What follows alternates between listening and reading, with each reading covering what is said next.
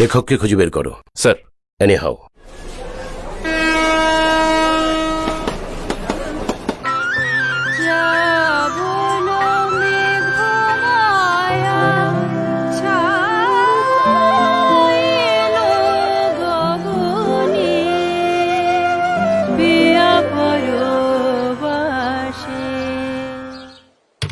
আসসালামু আলাইকুম ম্যাডাম, এত ভালো লিখেন আপনি, আর আপনার এতগুলো পাণ্ডুলিপি এভাবে পড়ে আছে। চেষ্টা করেছি কিন্তু ফল হয়নি। এখন থেকে আপনার সমস্ত পাণ্ডুলিপির দায়িত্ব কথা প্রকাশের।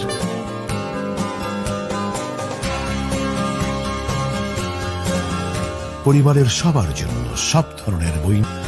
কথা প্রকাশ, সৃজনের আনন্দে পথ চলা।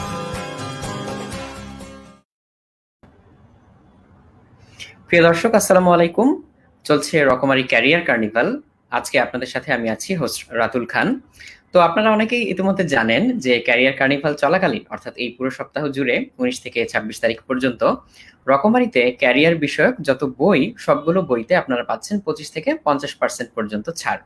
এবং কথা প্রকাশ নিবেদিত ক্যারিয়ার ক্যাফে লাইভে আমাদের প্রতিদিন যে অতিথিরা আসছেন, আমাদের সম্মানিত অতিথিদের নামে আমরা আরো একটা করে সারপ্রাইজ প্রোমো কোড দিচ্ছি প্রত্যেকটা এপিসোডে। নিচে আপনারা স্ক্রলের মধ্যে দেখতে পাবেন প্রোমো কোডটি, এবং আমিও মাঝখানে মনে করিয়ে দিব। সেই প্রোমো কোডটি ব্যবহার করলে আপনারা আরো 5% এক্সট্রা ছাড় পাচ্ছেন। এবং এছাড়াও যারা আমাদের এই লাইভ সেশনগুলোতে অংশগ্রহণ করছেন, তারা যদি এখানে আমাদের সম্মানিত অতিথিদেরকে কমেন্ট করতে চান বা কোনো একটা প্রশ্ন করতে চান, তো সেই সেরা কমেন্টকারী এবং প্রশ্নকারী তাদের জন্য আমাদের গিফট পার্টনার আদর্শ প্রকাশনীর পক্ষ থেকে প্রত্যেকটি সেশনে 10,000 টাকার করে বই উপহার হিসেবে থাকছে। তো গতকালকে যারা আমাদের সেশনে অংশ নিয়েছিলেন এবং পুরস্কারের জন্য মনোনীত হয়েছেন, আমি তাদের নামগুলো শুরুতে একটু ঘোষণা করে দিতে চাচ্ছি।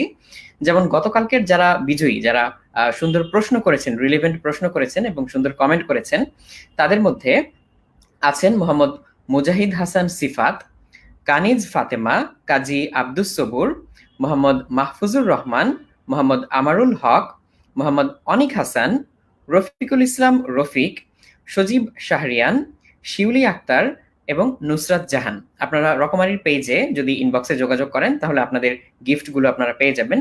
এবং এই প্রশ্নগুলো করার পাশাপাশি সেরা কমেন্ট করে একজন দর্শক পুরস্কার জিতে নিয়েছেন, তার নাম খন্দকার হাসিবুল হাসিব অর্ণব। তো আপনিও রকমারির পেজে যদি ইনবক্সে যোগাযোগ করেন আপনার পুরস্কারটা নিতে পারবেন। এবং আমাদের আরেকটা পুরস্কার দেওয়ার কথা ছিল বা আরেকটা গিফট দেওয়ার কথা ছিল, সেটা হচ্ছে যারা আমাদের এই ভিডিওগুলো শেয়ার করছেন বিভিন্ন জায়গায়, তো সেই শেয়ার করার স্ক্রিনশটটা দিতে হবে। তো গতকালকে কেউ স্ক্রিনশট দেয়নি বলে আমরা হচ্ছে বিজয়ী ঘোষণা করতে পারিনি। অনেকে জানিয়েছেন যে হ্যাঁ আমরা শেয়ার করেছি, কিন্তু স্ক্রিনশটটা দেয়া লাগবে। সো যারা গতকালকে শেয়ার করেছেন তারাও যদি আজকে স্ক্রিনশট গুলো দিতে পারেন, তাহলে গতকালকের পুরস্কারটাও আমরা পেন্ডিং যেটা রেখেছিলাম সেটা আমরা করে দিতে পারবো।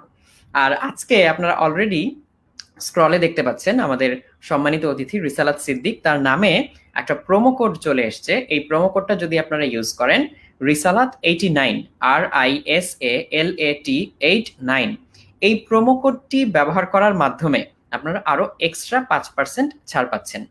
তো আমি আর দেরি না করে ডেকে নিচ্ছি আমাদের আজকের অতিথি রিসালাত সিদ্দিক ভাইকে। আসসালামু আলাইকুম ভাইয়া। ওয়ালাইকুম আসসালাম। Thank you. কেমন আছেন? এই তো ভাইয়া চলছে। তো ভাইয়া আসলে আপনার তো কাজের পরিধি অনেক বড়। আমি কোন দিক থেকে শুরু করব? আমি আসলে নিজে ব্যক্তিগতভাবে খুব উৎসাহী এই জিনিসগুলো নিয়ে।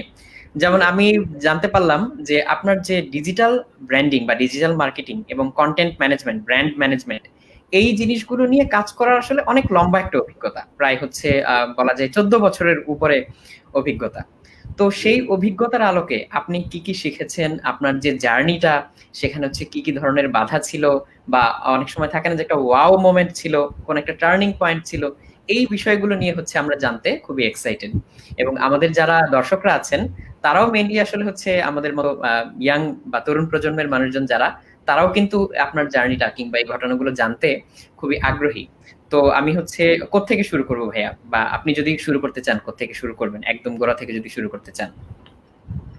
ভাইয়া আই উড রাদার অ্যাকচুয়ালি, মানে আমি যেটা বুঝি যে আলোচনাটাই করি, সেই আলোচনাটা আসলে যারা দর্শক আছেন তাদের যদি আসলে ডিজিটাল মার্কেটিং এবং অ্যাডভার্টাইজিং এর কোনো জায়গায় আসলে হেল্প করে, I would be very happy to do that. Ah, সবকিছুর আগে বলি যে ডিজিটাল মার্কেটিং এমন একটা এরিয়া যেটা আসলে প্রতিনিয়ত শিখছে। প্রতিনিয়ত সবাই সবার কাছে শিখতে হচ্ছে আমাদের, কারণ প্রতি সেকেন্ডে পাল্টায়, প্রতিনিয়ত পাল্টায়। ব্যাপারটাই হচ্ছে এরকম, ডিজিটাল প্ল্যাটফর্ম গুলোই এরকম, যেভাবে আসলে পৃথিবী পাল্টাচ্ছে। এবং ওই যে এখন একটা যোগ বলে যে কে আসলে ডিজিটাল ট্রান্সফরমেশন করছে, সিইও, সিটিও নাকি করোনা ভাইরাস। তো আমাদের তো আসলে ডিজিটাল ট্রান্সফরমেশনের জন্য corona virus has been extremely effective একটা কি বলবো ওয়েপন যদি বলতে যাই। তো ওই সবকিছু মিলে আসলে যে জায়গাটায় হেল্প হবে সেখান থেকে আলাপ করলে ভালো হয়। আমি বললে প্রশ্নের উত্তর দিতে পারি, আপনি প্রশ্ন করলে, অথবা আমি আসলে আমি তাহলে ভাইয়া শুরু করতে চাচ্ছি অ্যানালাইজ বিডি থেকে। তো অ্যানালাইজ বিডি আমার জানা মতে যে বাংলাদেশের একদম মানে প্রথম ডিজিটাল এজেন্সি। তো অ্যানালাইজ বিডি সম্পর্কেও আমি জানতে চাচ্ছি আপনাদের কাজের পরিধি কিংবা বিস্তৃতি এটা নিয়ে। তার সাথে আরেকটা কৌতূহল, সেটা হচ্ছে আপনাদের যে বিভিন্ন পদবিগুলো। আমি যেমন জানি হচ্ছে আপনার পদবি হচ্ছে দ্য ম্যান অফ স্টিল।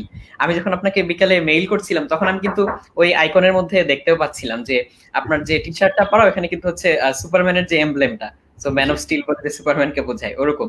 তারপরে আমি আরো কয়েকটা খুঁজে বের করেছি পরে, যে আমি যেমন দেখতে পাচ্ছি যে পিপলস চ্যাম্প, তারপর হচ্ছে দ্য রেইন মেকার, এরকম যে পদবিগুলো। তো অ্যানালাইজিং বিডি দিয়ে আমরা ভাই আলোচনা শুরু করতে পারি। মানে আমি একটু যদি অ্যানালাইজারের জার্নির ব্যাপারে বলি, আমার দুই পার্টনার, এই যে পিপলস চ্যাম্প আর রেইন মেকার, দুজনের নাম বললেন রিদওয়ান আর সুমিত। আসলে ওরা দুইজন বুয়েটের student. They started this as a technology company. আমি এই জিনিসটা আসলে প্রথম থেকে বলতে চাই যে ডিজিটাল মার্কেটিং এর কিন্তু একটা বড় পার্ট হচ্ছে টেকনোলজির সাথে এটার কি বলবো একটা হাইব্রিড একটা ইন্ডাস্ট্রি। কিন্তু একটা মানে এটা আসলে অ্যাডভার্টাইজিং এবং টেকনোলজি দুইটার একটা হাইব্রিড ইন্ডাস্ট্রি, যেখান থেকে আসলে আমরা এটার উৎপত্তি, এখান থেকেই মানুষের সাথে connection. At the end of the day আসলে টেকনোলজি থাকার কারণেই আসলে এই যে কাজটা করতে পারতেছি, যে অলমোস্ট হাজার খানেক মানুষ আসলে আমাদেরকে এখন দেখতে পারতেছে বা গল্পগুলো করতে পারতেছে, কথাগুলো বলতে পারছি। সো এই জায়গা থেকে শুরু। একটা আউটসোর্সিং কোম্পানি হিসাবে, টেকনোলজি কোম্পানি হিসাবে আসলে বুয়েটের হলরুমে থেকে ওরা দুজন শুরু করে। তো আমার সাথে ওদের পরিচয়টা খুব মানে খুব একটা ইন্টারেস্টিং ভাবে শুরু হয়। সেটা হচ্ছে আমি আসলে ব্র্যান্ড ম্যানেজমেন্টে আমার ক্যারিয়ার, মানে ক্যাম্পাস থেকে রিক্রুটেড হই ইউনিলিভার বাংলাদেশ লিমিটেডে ম্যানেজমেন্ট ট্রেনিং হিসাবে জয়েন করি। জয়েন করার পরে আসলে 2000, যদিও আগে থেকে অনেক কাজের মধ্যে জড়িত ছিলাম, বাট 2007 সালে আসলে ফর্মাল ক্যারিয়ারটা শুরু হয়। সো ফর্মাল ক্যারিয়ারটা শুরু করার পরে বা আই উড সে যে আই ওয়াজ লাকি যে একটা পর্যায়ে ইউনিলিভার আমাকে আসলে বিদেশে পোস্টিং দেয়। সো আমার সিঙ্গাপুরে পোস্টিং হয়। তো সেখানে আমার কাজ করতে গিয়ে যে ব্র্যান্ডটার সাথে কাজ করলাম, ওটা গ্লোবাল টিমে কাজ করতে গিয়ে, ক্লিয়ার যে ব্র্যান্ডটা আছে না, শ্যাম্পু ব্র্যান্ডটা, সেই ব্র্যান্ডটার ক্লিয়ার গ্লোবাল টিমের সাথে কাজ করতে গিয়ে আমি দেখলাম যে তখন প্রথম 2010 সালে গ্লোবাল ক্লিয়ারের জন্য একটা ডিজিটাল এজেন্সি খোঁজা হচ্ছে। তো খুঁজতে গিয়ে অনেক বড় বড় নাম, অনেক বড় বড় গ্রুপ, তারাও হয় না মানে পিচ করলো, অ্যাপ্লাই করলো, চেষ্টা করলো নেয়ার। তো দুইটা ব্রিটিশ ছেলে এসে বিড করে, পিচ করে, ইনোভেশনের জিনিসপত্র দেখিয়ে আসলে ওরা জিতে গেল। দুইটা ব্রিটিশ ছেলের একটা একদম নতুন আন করা কোম্পানি। সো ওই আমার ওই বিদেশি স্টিন্টার পরে আমি দেশে ফেরার পরে আমি আসলে আমার যে ক্রিয়েটিভ এজেন্সি ছিল তাদেরকে বলি যে আমার একটা ব্র্যান্ডের জন্য, কাজের জন্য আমি আসলে ডিজিটাল মার্কেটিং এর কিছু অ্যাক্টিভিটিস করতে চাই, তো ওরা আসলে কিভাবে হেল্প করতে পারে। তখন আমার ক্রিয়েটিভ এজেন্সি বলে আসলে এই কাজ তো আমরা করি না, বাট বাজারে কয়েকদিন ধরে একটা কোম্পানির নাম শুনতেছি যারা ওই কাজ করে, অ্যানালাইজেন, ওদের সাথে চাইলে কথা বলতে পারো। সো ওরা তখন অফিসে আসলো, একদমই আনকোরা নতুন কোম্পানি। দুইটা ছেলে আমার সাথে দেখা করতে আসলো।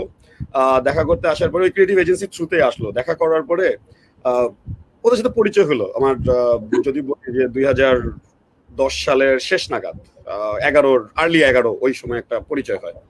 পরিচয় হওয়ার পরে মজার ব্যাপার হলো প্রজেক্টটা আমরা করতে পারলাম না, কারণ কি ইন্টারনালি তখনও অর্গানাইজেশনের ভিতরে ডিজিটাল মার্কেটিং বা এই যে ইম্পর্টেন্সটা নিয়ে যে একটা অ্যাক্টিভ ড্রাইভ দেওয়া, তখনও আসলে কিন্তু আমাদের মধ্যেও আসলে ওই প্রবণতাটা শুরু হয়নি যে কাজের চেষ্টা করবো, বা এটা শুরু হয়নি। এরপরে আমার ধারণা 3 বছরে আমার অ্যানালাইজেশনের সাথে কোনো কাজ হলো না। এর মধ্যে আবার অন্যান্য বিভিন্ন ডিজিটাল এজেন্সির সাথে কাজ করা হলো বিভিন্ন কারণে, বিভিন্ন পর্যায়ে, বিভিন্ন জায়গায়। সো এরপরে যেটা হলো যে অ্যানালাইজেশনের সাথে অন্য একটা প্রজেক্টে, আমি যদিও স্কিন কেয়ার ক্যাটাগরির ব্র্যান্ডের হেড ছিলাম, আমি কাজটা করা হলো যে ওরা আসলে অন্যান্য অন্যান্য কিছু প্রজেক্টে কাজ করতে করতে ওদের টিমটার সাথে পরিচয় হয়। সো এরপরে হচ্ছে কি, আমি ওই যে 2010 সালে যখন সিঙ্গাপুরে যাই, তখন যে আসলে ডিজিটাল মার্কেটিং নিয়ে যেই, তখন মজার ব্যাপারটা ছিল ফেসবুক, গুগল ইউনিলিভারের সিঙ্গাপুর অফিসে এসে বোঝানোর চেষ্টা করতো যে ডিজিটাল মার্কেটিং কেন, একটা সামনের ভবিষ্যৎ, ইত্যাদি ইত্যাদি। তো তখন থেকে একটা আগ্রহ ছিল। এরপরে ইউনিলিভারের বিভিন্ন প্রজেক্টে কাজ করতে করতে যখন ইয়ে করলাম, আমার আসলে যদি বলি যে ক্যারিয়ার যাত্রা বলি বা বলি, ওই ক্যাম্পাস থেকে রিক্রুটেড হয়ে যাওয়ার পরে প্রায় 7.5 বছর আসলে ইউনিলিভারে ছিলাম, অন্য কোথাও ট্রাই করা হয় নাই। যতবার দেখা গেছে অন্য কোনো এক্সপ্লোর করছি অপশন, অন্য কোথাও যাওয়ার বা চিন্তা, দেখেছি ইউনিলিভার কখনো না কখনো হয় প্রমোশন, না হলে বিদেশ যাত্রা, কোনো একটা দিয়ে আসলে মোটিভেটেড করে ফেলছে, থেকে গেছি কোম্পানিতে। তো তারপরে আসলে সিদ্ধান্ত নেই যে আমার আসলে স্টুডেন্ট লাইফ থেকে ইচ্ছা ছিল যে একটা পর্যায়ে আসলে পড়ালেখার পরে যদি কোথাও একটু শিখে তারপরে নিজে উদ্যোক্তা হব।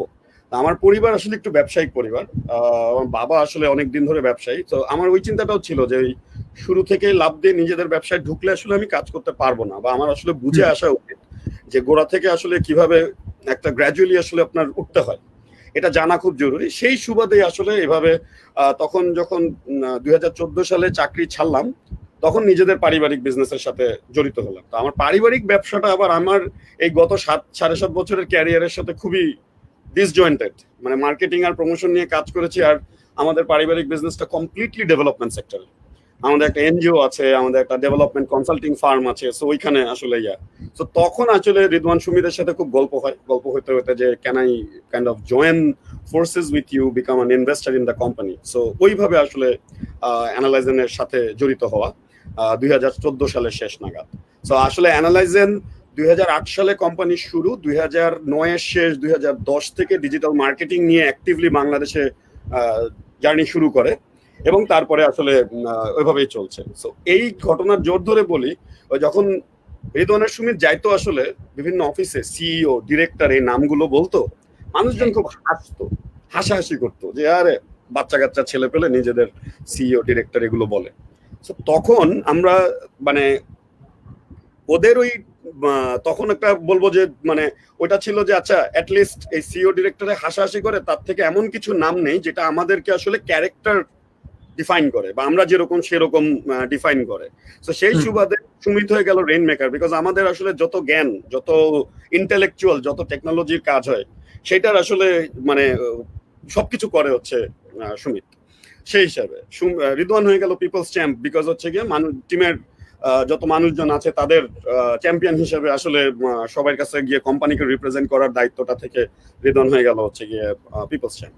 তো যদিও জিনিসটা ছিল, শুরুটা ছিল খুব একটা কারণ থেকে যে সিইও ডিরেক্টর বললে মানুষজন হাসাহাসি করে, কিন্তু পরে আসলে আমরা না এটাকে কোম্পানিতে আসলে আদর্শ হিসাবে গ্রহণ করি। আমাদের কোম্পানিতে কিন্তু কোনো প্রমোশন হয় না, আমাদের কোম্পানিতে কোনো লাইন ম্যানেজার হয় না, আমাদের কোম্পানিতে হয় মেন্টর, আমাদের কোম্পানিতে হয় সুপারভাইজই হয় না, কাউকে কেউ সুপারভাইজ করে না, ওখানে হয় হচ্ছে মেন্টি, এবং কারো কখনো প্রমোশন হয় না, সবার হয় রোল এক্সপ্যানশন। এটার পিছনে কারণ ছিল কি, যে অ্যাসিস্ট্যান্ট ম্যানেজার, ম্যানেজার থেকে ডিরেক্টর, সবসময় মনে হয় কি আমি কোথায় নেক্সট লেভেলের লোকটাকে রিপ্লেস করবো। কিন্তু আমাদের ইন্টেনশনটা ছিল মানুষজন তার কাজে, তার অ্যাকাউন্টেবিলিটিতে, তার রেসপন্সিবিলিটিতে বড় হলে তার রোলটা এক্সপ্যান্ড করবে এবং সে আসলে তার নিজের মতন আরেকটা নতুন জায়গা তৈরি করবে। সো এই কারণে আমাদের আসলে পুরোপুরি ফ্ল্যাট স্ট্রাকচারে, আল্লাহর রহমতে যদি বলি 2009 বা 10 সাল থেকে এরকম স্ট্রাকচার চলছে, সেই স্ট্রাকচারে কিন্তু কোম্পানি চলছে, এবং এই 150 মানুষের এখন আমাদের একটা টিম কাজ করছি। সেই টিমটা আসলে বাংলাদেশ, সিঙ্গাপুর, মিয়ানমার, আমাদের 3টা জায়গায় এখন আমাদের থ্রু পার্টনারশিপ অফিসেস আছে। এখানে আসলে থ্রু দিস টিম আমরা কিন্তু এই ফ্ল্যাট স্ট্রাকচার দিয়ে আল্লাহর রহমতে এগিয়ে যাচ্ছি, এবং কখনো ওই কেন প্রমোশন হয় না নিয়ে কিন্তু খুব দুশ্চিন্তা করতে হয় নাই। সো এই হচ্ছে গিয়ে ইতিহাস। যদিও শুরুটা ছিল যে মানুষজন হাসাহাসি করতো, তারপরে আসলে এটাকে আমরা নিজেদের একটা ইউনিক আইডেন্টিটি হিসেবে তৈরি করে ফেলতে পারছি। খুবই খুবই ইন্টারেস্টিং ঘটনা ভাইয়া। তো আমি এর সাথে আরেকটা জিনিস জানতে চাইবো, আপনি কথা বলার সময় আমার মনে হচ্ছিল যে ওই প্রশ্নটা আমি করব, সেটা হচ্ছে যখন আপনি এভাবে শুরু করলেন, অর্থাৎ নিজে উদ্যোগটা নেওয়া শুরু করলেন, ওই সময় হচ্ছে আপনার মনের অবস্থাটা কি ছিল? তার মানে কি কনফিডেন্স ছিল, নাকি হচ্ছে একটু সংশয় বা শঙ্কা ছিল? কারণ অনেকে যারা হচ্ছে শুরু করতে চায় তারা বলে যে শুরু করব কি করব না, করলে কি হবে, একটা সিকিউর জবে আছি অলরেডি, এটাই ধরে রাখবো কিনা, কারণ করলে হচ্ছে আনচার্টেড টেরিটরি, সফল হতেই পারবো এমন কোনো নিশ্চয়তা নেই। সো এই বিষয়ে হচ্ছে অনেকে দিক নির্দেশনার অভাবে ভোগে। তো আপনার অভিজ্ঞতা থেকে যদি আপনি এই বিষয়টাতে একটু আলোকপাত করেন। দেখেন ভাইয়া, মানে এটা আসলে না যার যার একটা টাইপের ব্যাপার। টাইপের ব্যাপারটা থেকে আমি বলি, আমাদের মধ্যে একটা খুব একটা কি বলবো, জাতিগতভাবে আমাদের একটা ইয়ে আছে, আমরা একটু অ্যান্টি ইনস্টিটিউশন। জাতিগতভাবে সবসময় আমাদের একটা যেহেতু সবসময় ব্রিটিশরা বলি, পাকিস্তানিরা বলি, বিভিন্ন সময় আসলে বিভিন্ন যাই ঘটছে, দেখা গেছে কি মনে হচ্ছে আমাদের যে ইনস্টিটিউশন গুলো বোধহয় আমাদেরকে আসলে শোষণ করতে আসে টাইপের আমাদের মধ্যে একটা জাতিগতভাবে কালচার কাজ করে।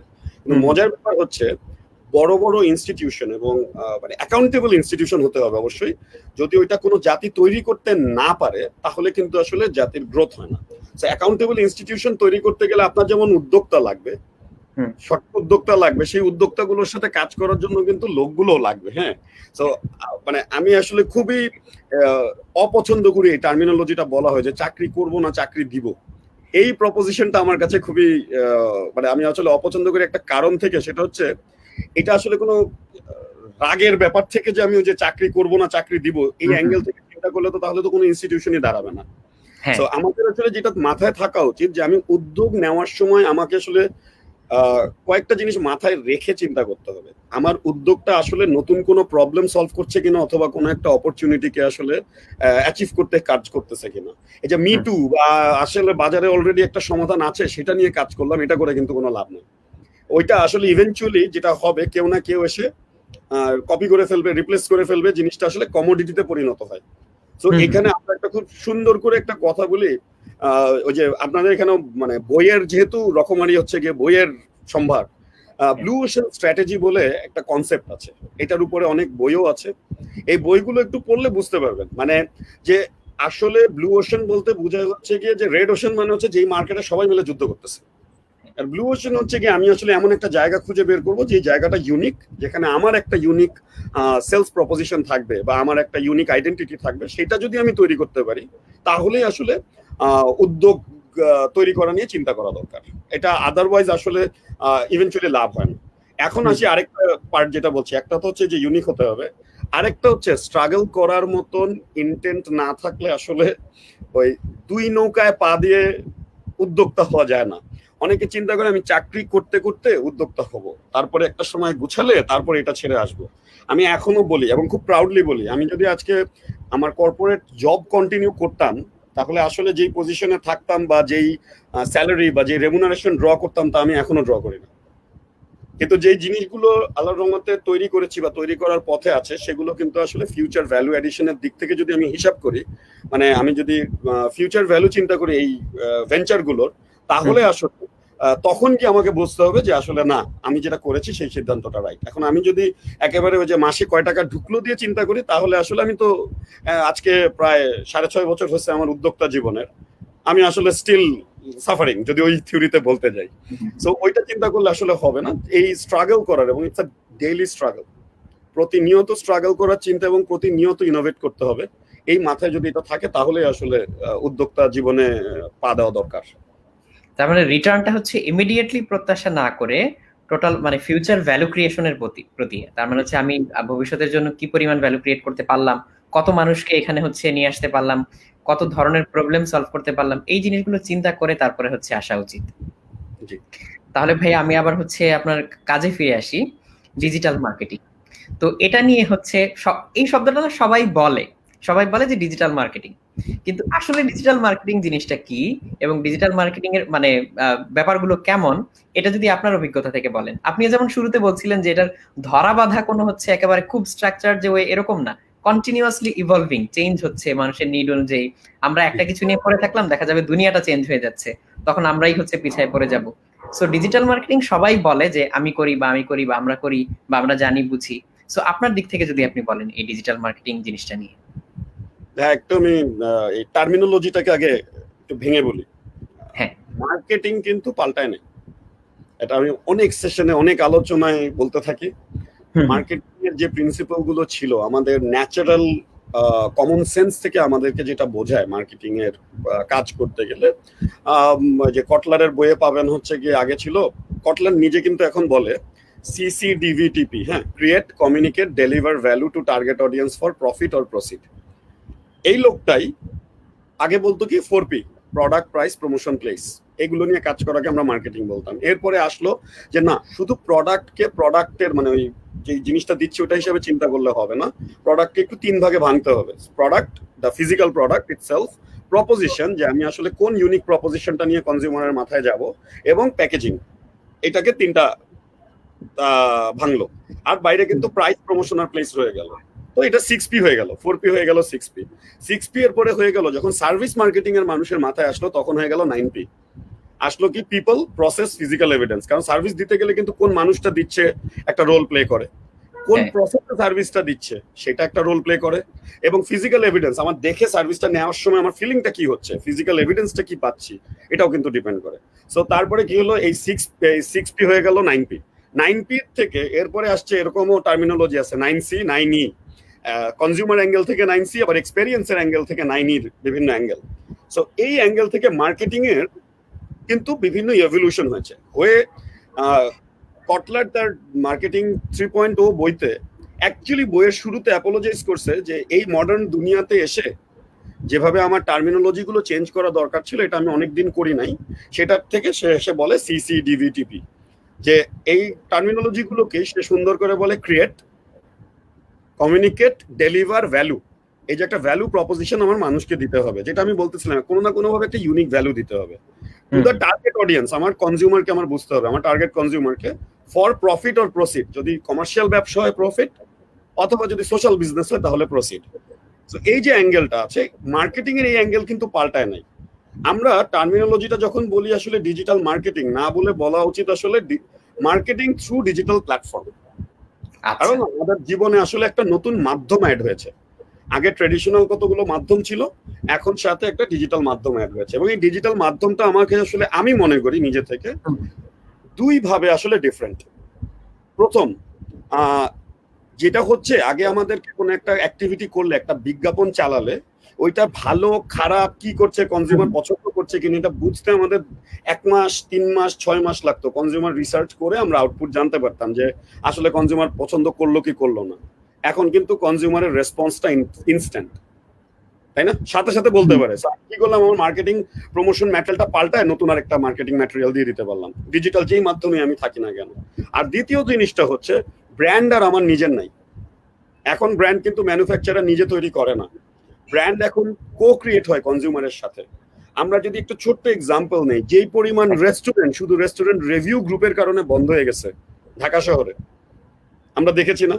যে রিভিউ খারাপ, কারণ কোনো না কোনো ভাবে রিভিউ খারাপ হয়েছে একটা পর্যায়ে, আসলে they had to stop their service or they had to change their model, business model. So এখন কিন্তু কনজিউমার আসলে মেক অর ব্রেক করে ফেলে একটা ব্র্যান্ডকে। সো এই জিনিস দুটোই আসলে ডিজিটাল মাধ্যমকে ভ্যারি করাতে মানে পারে ট্রেডিশনাল মাধ্যম থেকে, যেখানে আসলে আমাদের আসলে একটা কো ক্রিয়েশন হচ্ছে কনজিউমারের সাথে।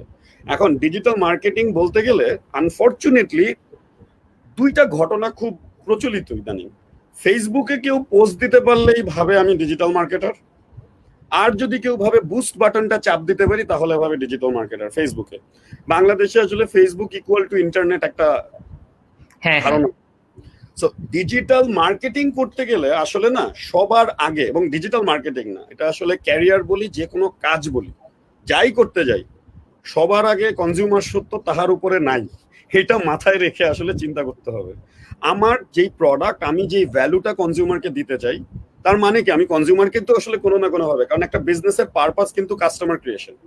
হ্যাঁ, এটা আমি না, পিটার ড্রাকার বলেন, একজন ম্যানেজমেন্ট গুরু, অনেক পুরানো, একসময় বলছেন যে কোনো বিজনেসের পারপাস হচ্ছে কনজিউমার ক্রিয়েশন, আর তার অবজেক্টিভ হচ্ছে প্রফিট ক্রিয়েশন। মানুষ অনেক সময় না ভুলে যায়, বলে বিজনেসের হচ্ছে অবজেক্ট মানে পারপাস হচ্ছে প্রফিট ক্রিয়েশন, তা কিন্তু না। প্রথম উদ্দেশ্য, আমার পারপাস কিন্তু হচ্ছে আমার যে প্রোডাক্ট বা যে ভ্যালুটা দিচ্ছি সেটার জন্য কাস্টমার ক্রিয়েশন।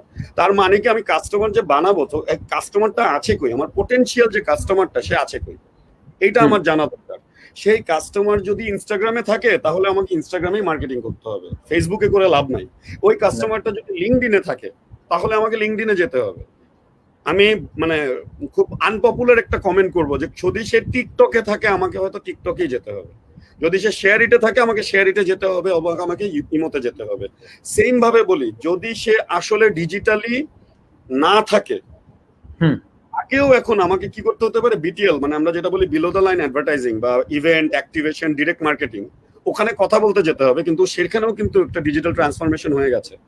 আজকাল কিন্তু মানুষজন সামনাসামনি খালি কথা বলে না, সেই কথার মধ্যে একটা ট্যাব থাকে সাথে, সেখানে একটা ভিডিও দেখায় অথবা কোনো একটা কনজিউমারের সাথে ইন্টারাকশনটা কিন্তু ডিজিটাল কোনো একটা টুল ব্যবহার করে ডিজিটাল মার্কেটিং কিন্তু ওই পর্যন্ত চলে গেছে।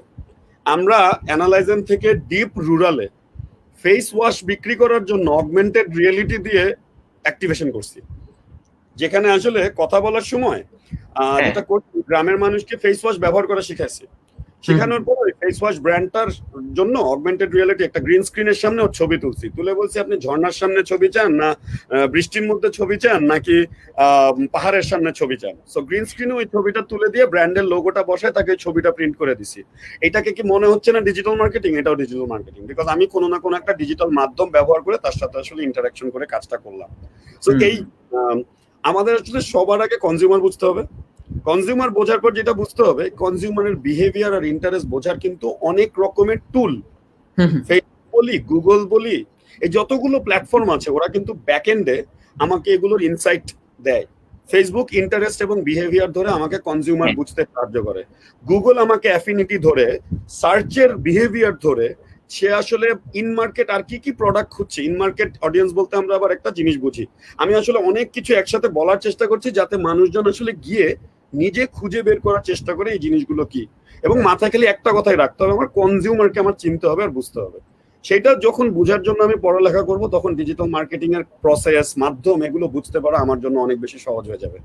সো আমি যখন কনজিউমারের চিন্তা করে কাজটা করব, সো এই যে বললাম মার্কেটিং এর ব্যাপারটা হচ্ছে গিয়ে প্রতিনিয়ত পাল্টানোর ওই জায়গাটা আমার বুঝে নিতে হবে, এবং কনজিউমার বুঝে তার ইনসাইট, বিহেভিয়ার, এই জিনিসগুলো চিন্তা করে তারপরে আমার আসলে মার্কেটিং বা প্রমোশন, ওই বুস্ট বাটন চিপে যারা ভাবে আমি ডিজিটাল মার্কেটিং পারি তাদেরকে আমি অনুরোধ করব যে আসলে এই কাজটা বন্ধ করতে। আরেকটা জিনিস আমি একটু বলি যে আমাদের দেশে একটা মানে প্রবণতা আছে, কেউ ইংরেজি না বললে আমরা অনেক বাজে কথা বলি, কিন্তু কোনো বিদেশি এসে যখন ইংরেজি বলতে পারে না আমরা কিন্তু বলি বাহ কি সুন্দর অ্যাকসেন্ট।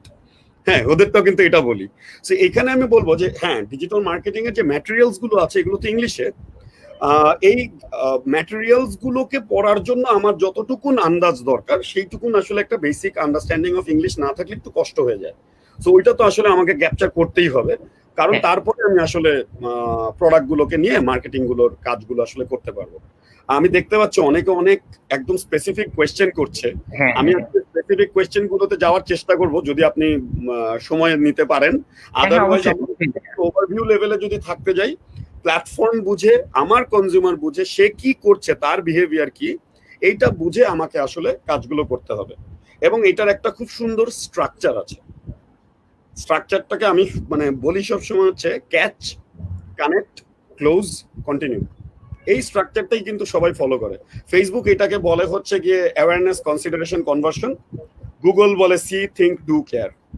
ঠিক আছে, এরকম সবাই বলে, কিন্তু মজার ব্যাপার হচ্ছে আমি ক্যাচ, কানেক্ট, ক্লোজ, কন্টিনিউ প্লেটাকে বলি যে আমি যদি আসলে ধরেন আমি কোন একটা মানে প্রেম করতে যাওয়া বা বিয়ের সাথে তুলনা করে বলি, আমার কাউকে পছন্দ হলো, একটা মেয়ে অথবা একটা ছেলেকে, কাউকে একটা মেয়ের অথবা একটা ছেলের পছন্দ হলো, হওয়ার পরে কি করি, ওর এলাকায় বসে বা ও যেখানে মানে ওর এনভায়রনমেন্টে, ওর ইকোসিস্টেমের মধ্যে কিন্তু আমি গিয়ে ওকে ক্যাচ করার চেষ্টা করি, তাই না? মানে অলমোস্ট মাছের জাল ফেলে তাকে আসলে আমার দিকে আকৃষ্ট করার একটা চেষ্টা করি। আকৃষ্ট করার জন্য কি হবে, তার এভিনিউতে ধরে নেই সে নাটক দেখে, সে ইংলিশ গান দেখে, সে ফেসবুকে একটা কোনো অ্যাক্টিভিটি করে, তাহলে ওই যে ওর যে বিহেভিয়ার সেটা বুঝে আমি আসলে ওকে বিজ্ঞাপন দেখাবো। ওই জায়গায় ঢুকে আমার প্রথমে ওকে ক্যাচ করতে হবে। ক্যাচ করার সময় ওকে ওর অ্যাটিটিউড অনুযায়ী আমাকে কানেক্ট করতে হবে। কানেক্ট করার পরে কি হবে, তার মানে কি কানেক্ট যখন হবে তখনই কিন্তু সে আমার সাথে ডেটে যেতে রাজি হবে, রাইট? তো ব্যাপারটা এরকম। সো ডেটে যেতে রাজি হওয়াটাও হচ্ছে কি কানেক্টের মধ্যেই পড়ে, মানে আরেকটু ডিপ হলো রিলেশনশিপটা। তারপরে হচ্ছে ক্লোজ, হয় এঙ্গেজমেন্ট হবে, না হলে বিয়ে হবে। ব্যাপারটা ওরকম যে সে আসলে আমার প্রোডাক্টটা কিনবে, বুঝতে পারছি। তারপরে হচ্ছে কন্টিনিউ, তাকে দিয়ে আমার বারবার আমার প্রোডাক্টটা কিনাতে পারতে হবে। সো এই ক্যাচ, কানেক্ট, ক্লোজ, কন্টিনিউর একটা ফানেল ধরে আমরা কিন্তু মার্কেটিং এর কাজটা করি। এবং যেটা ফেসবুকের ব্যাক এন্ডে আমরা যখন অ্যাডভার্টাইজিং চালাই, ওই পিছনে গেলে আমরা যে টুলস, অ্যানালিটিক্স যেগুলো দেখতে পাই, সেই টুলস এন্ড অ্যানালিটিক্স গুলো ধরে আমরা আসলে এগুলো শিখতে পারি। আমি শিওর রকমারিতে প্রচুর এখন কিন্তু অনেক অথর আসলে চেষ্টা করছেন এই ইংলিশ লার্নিং ম্যাটেরিয়াল গুলোকে বাংলায় নিয়ে আসতে। এগুলোকে যদি আসলে পড়া যায়, এগুলো যদি খুঁজে বের করা যায় রাইট লার্নিং সোর্স। এবং একটা জিনিস মনে রাখতে হবে, এবং আমি এটা রকমারিকে অনুরোধ করবো যে প্রকাশকরা যারা আছে তাদের সাথে কথা বলে, লার্নিংটা তো কন্টিনিউয়াস আপডেট হচ্ছে, চেঞ্জ হচ্ছে, তার মানে আপনাদের এডিশন গুলোও চেঞ্জ হতে হবে, আপডেট হতে হবে, লার্নিং এর যত জায়গা আছে। এইটা হলে লোকজনের শেখা বা পড়ার ব্যাপারটা আসলে খুব স্ট্রং হবে, বা তাদের জানা পরিধিটা আসলে বাড়বে, এই প্রসেস গুলো যদি আসলে করতে হয়। আরো একটা মজার জিনিস বলি, ফ্রি লার্নিং না, ওই আমি 3 ইডিয়টস মুভির একটা বলবো যে জ্ঞান সব জায়গায় ছড়ায় আছে, জানতে হয় কোত্থেকে জ্ঞানটা তুলে নিতে হবে। জ্ঞান আসলে ছড়াচ্ছে কোনো না কোনো ভাবে। সো ওখান থেকে যেটা বলবো যে অনলাইনে আসলে ফ্রি টুলস এর কোনো অভাব নাই, আমার খালি বুঝতে হবে কোন সোর্সটা রাইট। আমার নিজের সেন্স, ফেসবুকের ব্লুপ্রিন্ট নামে একটা জায়গা আছে, এটা ফ্রি, একদম ফ্রি। গুগল গ্যারাজ আছে, একদম ফ্রি। এখানে গিয়ে আসলে অনেক লার্নিং ম্যাটেরিয়াল পাওয়া যায়, এগুলো একদম। এবং ওরা না খুব সুন্দর স্টেপ বাই স্টেপ শেখায়, বেসিক থেকে ইন্টারমিডিয়েট, বিগিনার, ইন্টারমিডিয়েট, প্রফেশনাল, এইভাবে ওরা কিন্তু ফ্রি লার্নিং ম্যাটেরিয়াল দিচ্ছে। কারণ ওদের জন্য কিন্তু এটা দরকার, এটা শিখলেই তো মানুষ ওদের প্ল্যাটফর্মে বিজ্ঞাপন চালাবে, আর ওরা বিজ্ঞাপন চালালে ওরা টাকা পাবে। সো ওরাও কিন্তু লার্নিং ম্যাটেরিয়াল গুলো দিয়ে রাখছে। সো ফ্রি শেখার জন্য Facebook blueprint, Google garage, Google academy, learn with Google, এরকম সার্চ দিলে না এমন পরিমাণ টুল অ্যাভেলেবল ওদের গুগল ফেসবুকের, এই জিনিসগুলো আসলে পাওয়া খুব সহজ। মানে বেশ একটা সিম্বায়োসিসের মতো আর কি, যে ওরাই শেখাচ্ছে যাতে ওদের এখানেই হচ্ছে ওদের এই প্ল্যাটফর্মে মানুষজন শিখতে পারে।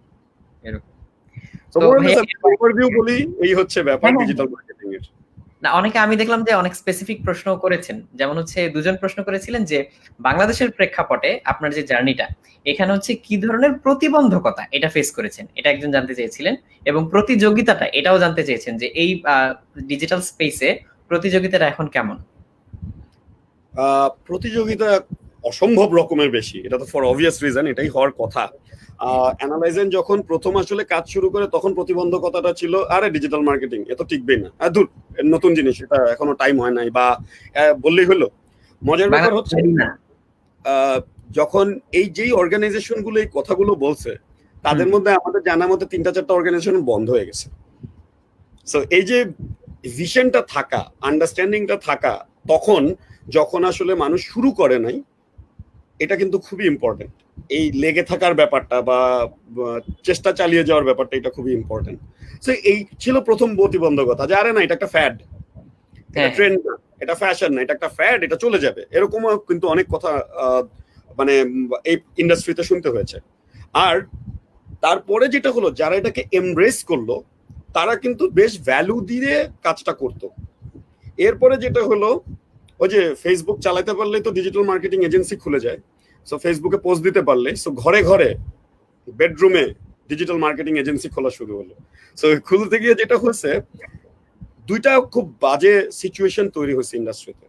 আমরা যেই জিনিসটা হচ্ছে একটু প্রাইস ওয়ার, মানে ইন্ডাস্ট্রি নিজেরাই নিজেদেরকে ক্ষতি করছে। এবং মানে এখানে আমি একটু বলি, বাংলাদেশে এমনিতেই আমরা নলেজ ইকোনমি হিসাবে ইন্টেলেকচুয়ালিজম আর ক্রিয়েটিভিটির ভ্যালু দেই না।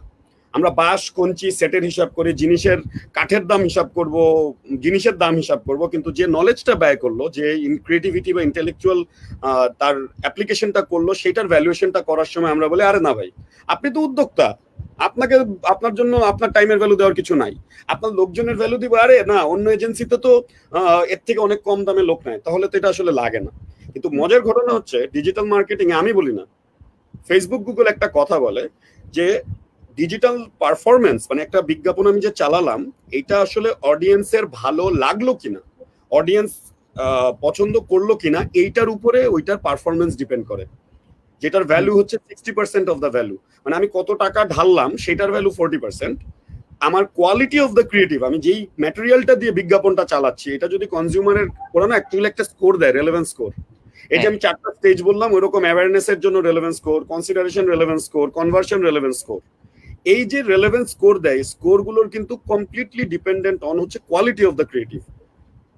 সো ওইটা যদি ভালো না হয়, ফেসবুক, গুগল কিন্তু ওইটা রিচ, ফ্রিকোয়েন্সি, এই যে আমরা এত বড় বড় অনেক টার্মিনোলজি বলি, সিপিসি, সিপিএম, বিভিন্ন টার্মিনোলজি ডিজিটালে ব্যবহার হয়, এগুলোর ভ্যালু কমতে থাকে। তার মানে কি, আমার ডিজিটাল ক্রিয়েটিভটার ভ্যালু কিন্তু কমানো উচিত না, আমার জায়গা থেকে, রাইট জায়গা থেকে রাইট ভ্যালুর জিনিস বানানো উচিত। যেই জায়গায় টাকাটা সেভ হয় আমাদের, সেটা হচ্ছে সম্প্রচারে। আমি যদি একটা ট্রেডিশনাল টেলিভিশন চ্যানেলে যেতাম, তাহলে কি হতো, বড় বিজ্ঞাপন, বড় কোম্পানির বিজ্ঞাপনের পরে কিন্তু আর কোনো স্পটই বাকি থাকতো না ছোট কোম্পানির জন্য।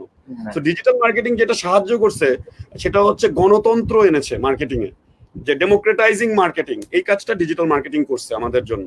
তো তার মানে কি অন্যান্য ইন্ডাস্ট্রি কিন্তু টপ হেভি, মানে শর্ট টেইলে চলে, মানে বড় কোম্পানিগুলো যা খরচ করে সেটার উপরে ইন্ডাস্ট্রি বড় হয়। কিন্তু ডিজিটাল মার্কেটিং এ বড় কোম্পানির গুলোর খরচের অন্তত 10 গুণ ছোট কোম্পানিরা খরচ করে। এটাকে আমরা বলি রিটেল ইন্ডাস্ট্রি। কারণ ডেমোক্রেসি আসছে তো মার্কেটিং এ। এখন কিন্তু একটা স্পটে আজকে রিসালাত একটা বিজ্ঞাপন দেখতে পারে, রাতুল আরেকটা বিজ্ঞাপন দেখতে পারে, অমুক আরেকটা বিজ্ঞাপন দেখতে পারে। তার মানে কি এখানে আসলে একটা আমার বিহেভিয়ার বা আমার অ্যাটিটিউডের উপরে বেস করে কিন্তু বিজ্ঞাপনটা দেখানো হচ্ছে।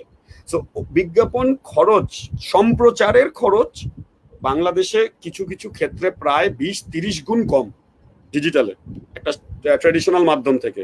কিন্তু তার মানে এটা না যে ক্রিয়েটিভ বানানোর খরচ আমি কমাবো। কারণ আমি যদি উল্টা বলি, ডিজিটাল আমরা যেই মাধ্যমে বিজ্ঞাপনগুলো দেখছি, আমি টিভিতে একটা এইচডি কন্টেন্ট দেখেও ওকে, কেবল টিভি দূর থেকে দেখতেছি আমরা, হয় না যে অনেক ব্লারি জিনিস কিন্তু প্রিন্ট করে আমরা যখন বিলবোর্ডে টাঙানো হতো, দূর থেকে দেখলে কিন্তু আপনি একদম ঝকঝকা দেখতে পাইতেন, কাছে গেলে আপনি বুঝতে পারেন, তাই না? কিন্তু ডিজিটাল কিন্তু আমরা দেখতেছি এমন একটা জিনিসে 4K ডিসপ্লে ডিভাইস, ওখানে কিন্তু একদম ঝকঝকা টকটকা কন্টেন্ট মানুষকে দেখাতে হয়। তার মানে কি আমার ক্রিয়েটিভের quality and material needs to be really that good, otherwise আসলে মানুষজন কি করবে, ওটাকে ফ্লিক করে অন্য চলে যাবে নিউজ ফিডে। তার মানে কি আমার বিজ্ঞাপনটা দিয়ে আসলে কোনো কাজ হবে না। ম্যাটেরিয়াল যেটা ব্যবহার করছে ওইটার কোয়ালিটিটা এনশিওর করা আমার খুব জরুরি। এই প্রতিবন্ধকতাগুলো চলে আসতেছে, বাট আস্তে আস্তে আসলে সব ইন্ডাস্ট্রিতে এটা হয়। প্রথমে যারা ফার্স্ট মুভার হয় তারা কিছুদিন ভ্যালু পায়, তারপরে হঠাৎ বাংলাদেশের সব ইন্ডাস্ট্রিতে যেই কেউ দেখে যে আচ্ছা না টেকনোলজিতে ঢুকতে চাই, গিয়ে ঢোকে ডিজিটাল মার্কেটিং এর একটা কোম্পানি খোলে, তারপরে কিছুদিন পরে আসলে এক এক দিকে চলে যাওয়া শুরু করে। সো আমরা এখন একটা ওই স্টেজে আছি, বাট গ্র্যাজুয়ালি যেটা হবে ইন্ডাস্ট্রিতে আসলে যারা ভালো কাজ করবে, যারা লেগে থাকতে পারবে, তাদের একটা কনসলিডেশন হবে, এবং যারা আসলে সঠিক ডেলিভারি দিবে এবং ভ্যালু, ওই যে বলছি ঘুরে ফিরে বিজনেস থেকে ভ্যালু জেনারেট করতেই হবে অডিয়েন্সের জন্য, সেই ভ্যালু জেনারেট করতে পারলে তখন ইন্ডাস্ট্রিটা আসলে একটা প্রপার জায়গায় যেতে পারবে। আর এই কথার সূত্র ধরে যদি ভাই আরেকটা কথা বলি, আপনি যেটা বললেন যে অনেকেই শুরু করে যে টেকনোলজি ইউজ করবো, আমি ঢুকলাম হচ্ছে ডিজিটাল মার্কেটিং এ, পরে কিছুদিন টিকে থাকতে পারলো না, পরে আবার হয়তো অন্যদিকে যাওয়ার চেষ্টা করে। আপনার দেখা মতে এই নরমালি সাধারণত ভুলগুলো কোথায় করে, এবং এই ভুলগুলো আইডেন্টিফাই করার উপায় কি, যে আমি কিভাবে ইন্ডিকেশনটা পাবো যে this is not my place? আচ্ছা, এইটা আসলে না খুব মানে সহজ কোনো ডিরেক্ট উত্তর নাই, মানে আমি আসলে একটা ম্যাজিক বুলেট উত্তর আসলে এখানে দিতে পারবো না। ভুলের জায়গা অনেক। আপনি যখন কেউ একটা ইন্ডাস্ট্রিতে ঢুকে ভাবে যে আমার তো অন্য কোম্পানির মতন অফিস নাই, আমি ঘরে বসে চালাচ্ছি এখন কোম্পানি প্রথম দিকে, তখন সে ভাবে কি আমার আসলে তো ওভারহেড খরচ নেই। আর একটা বড় কোম্পানির তো ওভারহেড খরচ আছে, ওর তো একটা অফিস চালাতে হতো বা ইয়া আছে, এটা একটা ম্যাটেরিয়াল কস্ট আছে কিছু। সো ও তো ওইটারও ভ্যালু সহ আসলে ক্লায়েন্টকে চার্জ করে। আমি কি করলাম তখন, কি বললাম আরে আমার তো এগুলো নাই, আমি এগুলো চার্জ করলাম না, আমি না করে আমি ভ্যালু কমানো শুরু করলাম।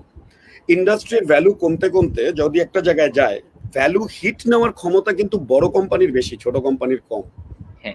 ভ্যালু যখন কমতে থাকবে, কারণ আমি আসলে পারবো কি, একটা ইনক্রিমেন্টাল কাজ নিলাম, আমি কম খরচে নিয়ে নিলাম, আমার তো অলরেডি 5টা কাজ আছে, আমি 6 নম্বর কাজটা ও কম খরচে দিচ্ছে, আমি নিলাম, আরেকজন নিল। এই যে বড় কোম্পানি নিতে নিতে কিন্তু ছোট কোম্পানিগুলো বিপদে পড়া শুরু করবে, যদি আমি ওইভাবে বলি।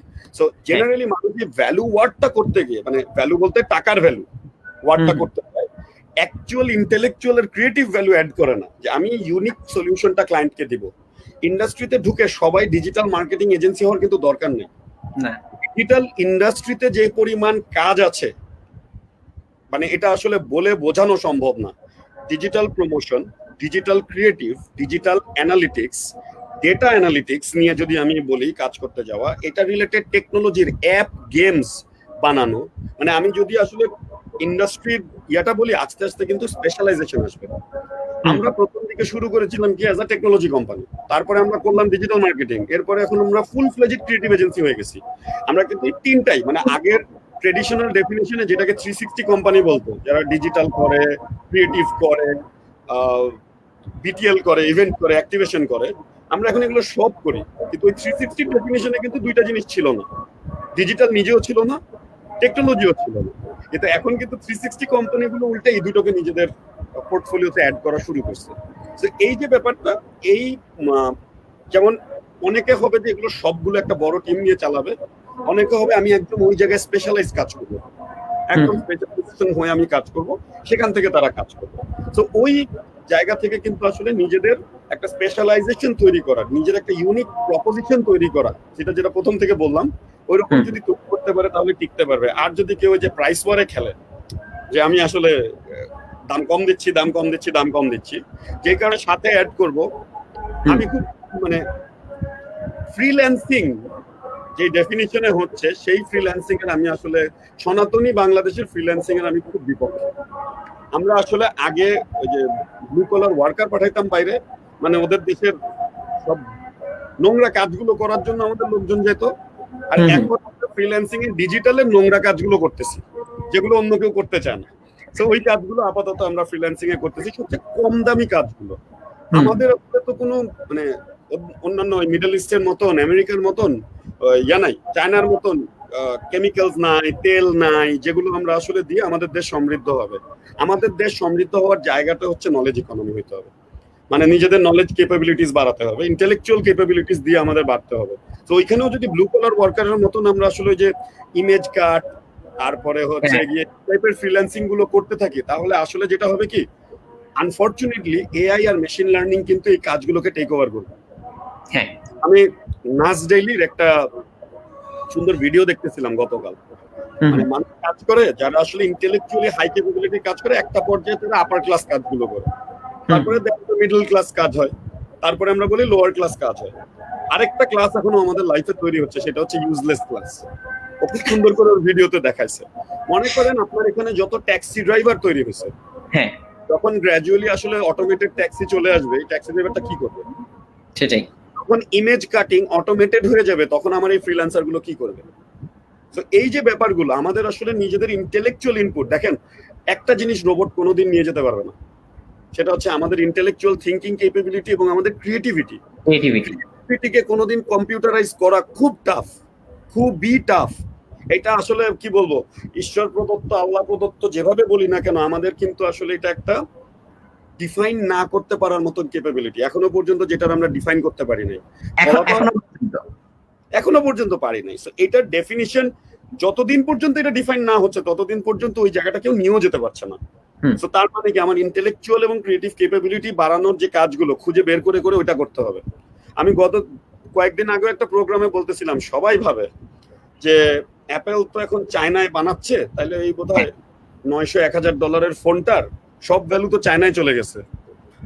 মজার একটা থিওরি বলি, এই একটা অ্যাপেলের $1000 ফোনের মধ্যে কিন্তু 60% ভ্যালু হচ্ছে ইন্টেলেকচুয়াল প্রপার্টি ভ্যালু। মানে আইডিয়াটা ও আগে চিন্তা করছে, সেটাকে কোনো না কোনো ভাবে ও নিজের নামে রেজিস্টার করছে, এবং এই ইন্টেলেকচুয়াল প্রপার্টিটাও বেঁচে খাচ্ছে। সেই ভ্যালুর পুরোটাই কিন্তু আমেরিকায় রয়ে যায়। খালি ম্যাটেরিয়াল জিনিসটা কেনা এবং ওই জিনিসটাকে আসলে ইয়েতে নিয়ে যাওয়া, ওই প্রোডাক্ট বানানো, এই কাজটুকুন চায়না করে। ওদের ইন্টেলেকচুয়াল প্রপার্টি ভ্যালু কিন্তু 60-70%। আনফরচুনেটলি আমরা এখনো পর্যন্ত যে কাজগুলো করে যাচ্ছি আমাদের দেশে, এই কাজগুলোর মধ্যে ইন্টেলেকচুয়াল প্রপার্টি ভ্যালু অনেক কম, আমরা অন্যের সার্ভিস দিয়ে যাচ্ছি। তো এটা আমাদের অনেক বড় বড় অনেক পুরনো ইন্ডাস্ট্রিতেও অ্যাপ্লিকেবল, যেগুলো বাংলাদেশে অনেক বড় হয়েছে। যেই কারণে আমরা দেখেছি যে যখনই করোনা ভাইরাস হিট করলো, একটা ইন্ডাস্ট্রি কিভাবে ধাক্কা খেয়ে মোটামুটি বন্ধ হয়ে যাওয়ার দশা হলো কিছু কিছু ক্ষেত্রে।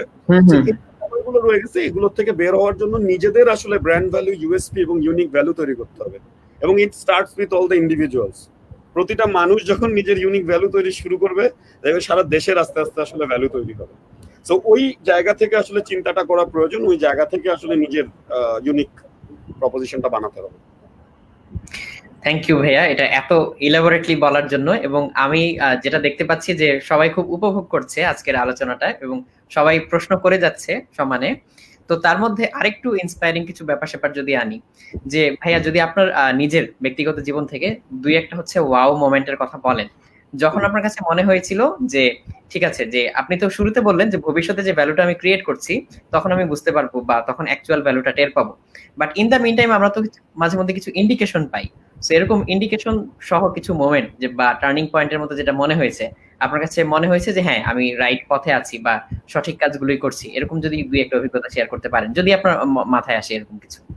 না, আমি একটু বলি, আসলে ওয়াও মোমেন্টের ব্যাপারটা না এমন একটা জিনিস, আমি মনে প্রাণে বিশ্বাস করি প্রতিদিন ওয়াও মোমেন্ট থাকতে হবে। মানে ওয়াও মোমেন্ট আমার যেই কাজটার জন্য ঘুম থেকে উঠতে আমার ইচ্ছা করবে সেই কাজটাই করা উচিত। যেই কাজটা করার সময় আমার মনে হবে, যেদিন থেকে মনে হবে যে আমি আসলে ওই কাজটা করতে গিয়ে আমার ঘুম থেকে উঠে কাজটা করতে ভাল লাগছে না বা আমার কাজটা করতে যেতে ইচ্ছা করছে না, তার মানে ওই দিন থেকে আসলে চিন্তা করতে হবে there is something wrong. So wow moment আমার কাছে হচ্ছে একটা ডেইলি একটা অ্যাচিভমেন্টের ব্যাপার। এটা প্রতিদিন নিজের কাছে নিজের একটা ওয়াও মোমেন্ট অ্যাচিভ করার একটা ব্যাপার আছে, এটা খুব জরুরি। এটা আমি প্রতিনিয়ত কাজের মধ্যে আমি এটা একটা মনে করি যে এই যে ধরেন যেই ইন্ডাস্ট্রি বলি, ডিজিটাল অ্যাডভার্টাইজিং বলি, যেখানে আছি, ব্র্যান্ড ম্যানেজমেন্ট, আমি আসলে ব্র্যান্ডের লোক। আমি নিজেকে more than anything brand activist বলতে পছন্দ করি, কারণ প্রত্যেকটা জিনিস, প্রত্যেকটা মানুষ, প্রত্যেকটা ব্র্যান্ড, প্রত্যেকটা দেশ, প্রত্যেকেরই ব্র্যান্ড ভ্যালু তৈরি করাটা হচ্ছে গিয়ে আলটিমেটলি দরকার। কারণ যে কোনো মানুষ বা যে কোনো বিজনেস বা ব্র্যান্ড এক্সিস্ট করে হচ্ছে গিয়ে দুইটা কাজের জন্য, একদিকে ইনোভেশন আর একদিকে ওটার মার্কেটিং। আমি ইনোভেট করলেই হবে না, ইনোভেশনটাকে মার্কেটিং করতে পারতে হবে, আর ইনোভেশন নিয়ে যেতে হবে, নাহলে লাভ নাই। এবং বাকি যা হয়, একটা ব্যবসা বলি, একটা মানুষ যা করে, বাকি সবকিছু সাপোর্ট ফাংশন, বাকি সবকিছু খরচ। এই দুইটা খালি ইনভেস্টমেন্ট। একটা হচ্ছে ইনোভেশন, কিন্তু ইনোভেশনকে আমরা না অনেক সময় ভাবি কি ইনোভেশন মানে নতুন কোনো প্রোডাক্ট বাজারে নামে ফেলতে হবে, তা কিন্তু না। প্রসেস ইনোভেশন কিন্তু খুব গুরুত্বপূর্ণ। একটা বিজনেস কন্টিনিউয়াসলি ইনোভেট করতে থাকতে হয় ওটার প্রসেসকে, কন্টিনিউয়াসলি ইনোভেট করতে থাকতে হয় প্রোডাক্টকেও।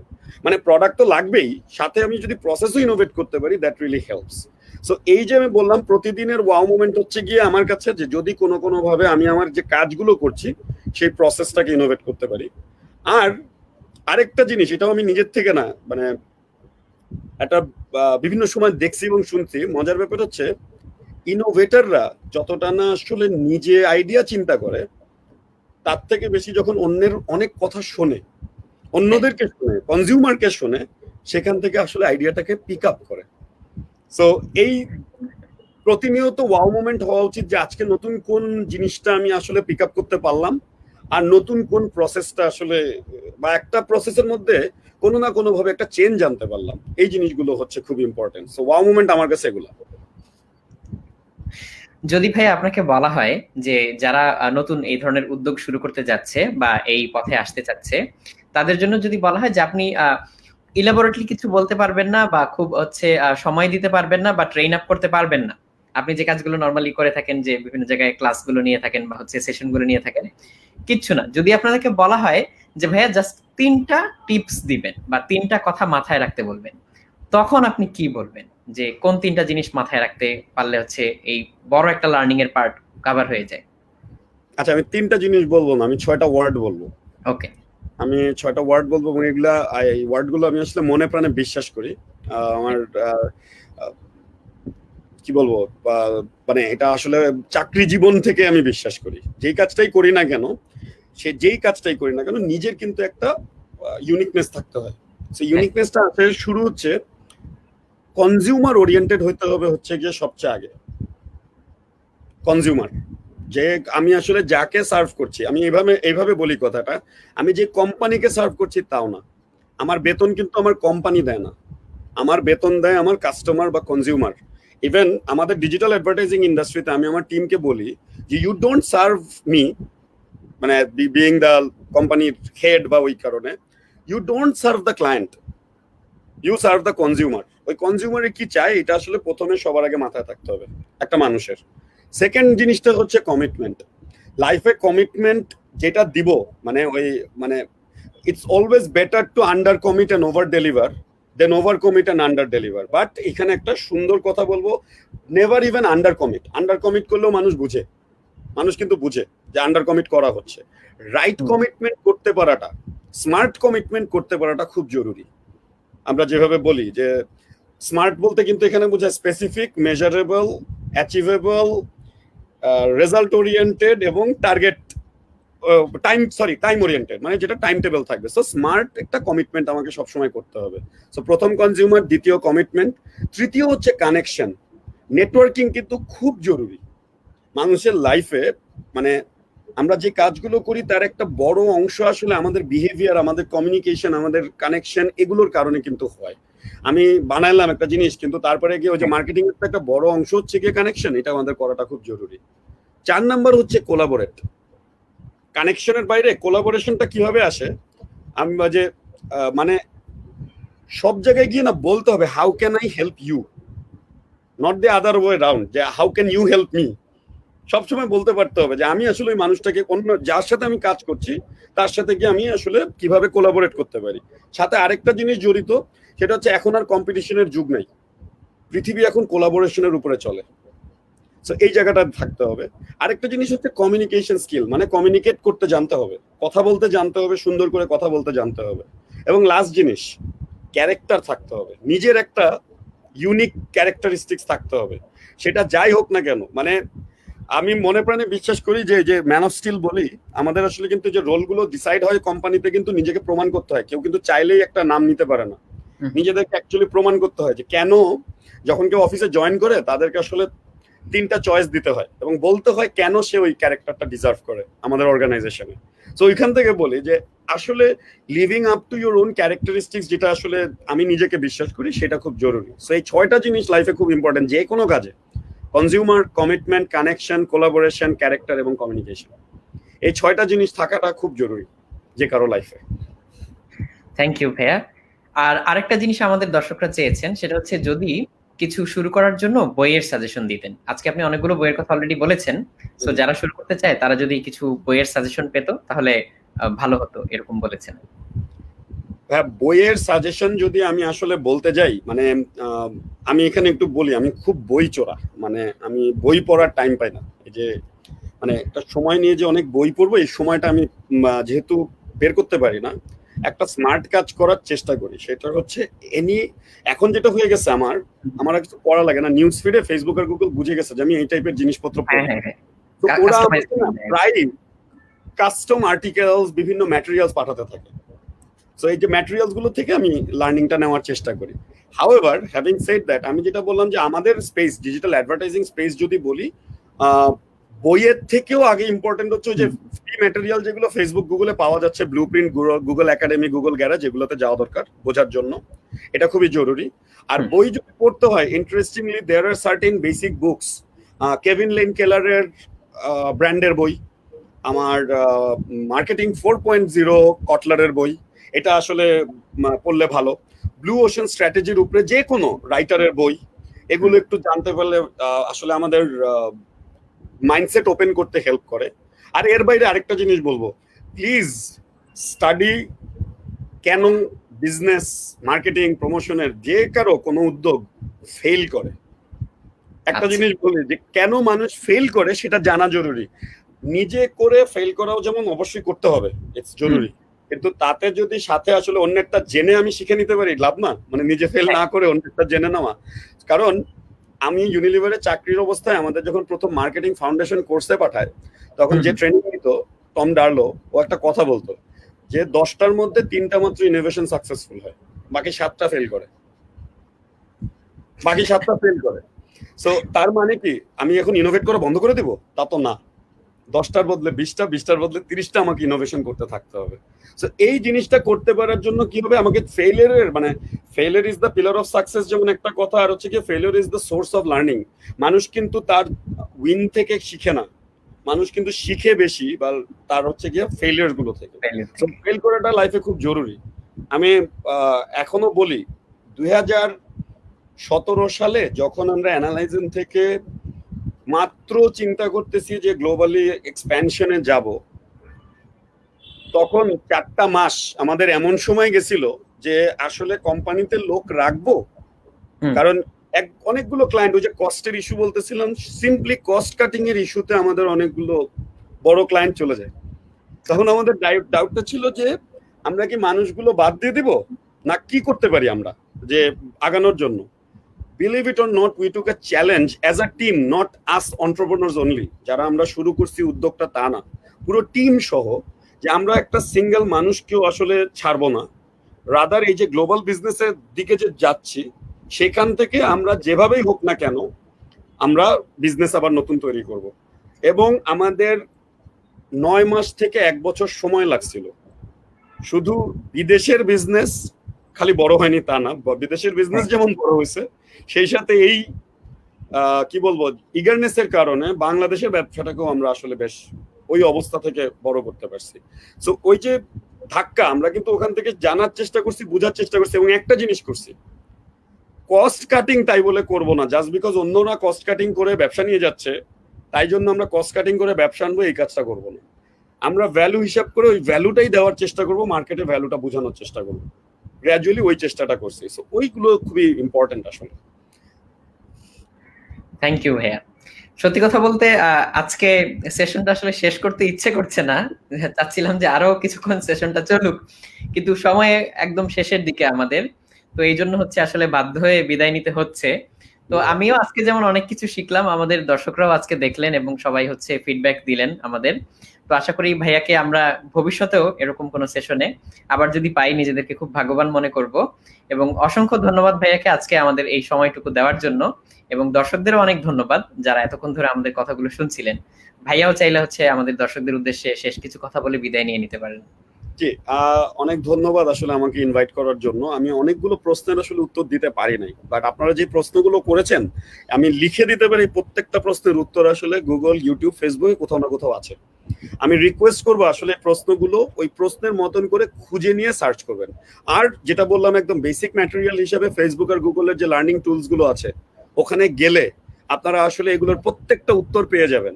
এটার একটাই জিনিস বলবো, প্ল্যাটফর্ম পাল্টাচ্ছে, তাই নিজের লার্নিংটা কন্টিনিউয়াস ডেভেলপ করতে হবে। আর শেখার জন্য কোনো ওই যে শুধু চীনে যাইতে হবে তাও না, নিজের ঘরে আসলে অনেক ইয়াংস্টার আছে, ওই যে নিজের থেকে ছোটদের কাছে আসলে ডিজিটাল মার্কেটিং শিখতে হয়, বিকজ দেয়ার যত জেনারেশন যাচ্ছে তারা মোর টেক সেভি হচ্ছে। তো ওই অ্যাঙ্গেল থেকে আসলে আমাদের লার্নিং নিতে হবে, যার কাছে গেলে শেখা যায় তার কাছে শিখতে হবে। আমি প্রতিদিন চেষ্টা করি আমার টিমের মানুষজনের কাছে জিজ্ঞেস করে আজকে নতুন কি শিখছো, ওটা আমাকে শেখাও। সো ওইভাবে আসলে শিখে নিতে হয় নতুন নতুন লার্নিং এর ম্যাটেরিয়াল গুলো। ধন্যবাদ। থ্যাংক ইউ ভাইয়া। আসসালামু আলাইকুম। আমাদের দর্শকদেরও আমরা আসসালামু আলাইকুম। আল্লাহ হাফেজ।